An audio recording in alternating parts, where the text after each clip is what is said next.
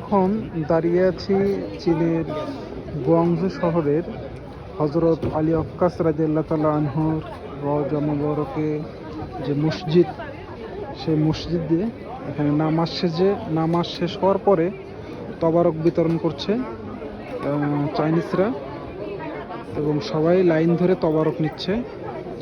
এটা অবশ্য মহিলাদের নামাজের স্থান। এখানে মহিলারা নামাজ পড়ে, নামাজ শেষে এখানে তবারক বিতরণ করছে। সব দেশের মানুষের এখানে আসার কারণ হচ্ছে এইটা হলো রওজা মুবারকে যাওয়ার রাস্তা। মূলত এখানে এটা হচ্ছে ভেতরের জায়গা, দৃশ্য। এখন আপনাদেরকে আমি নিয়ে যাব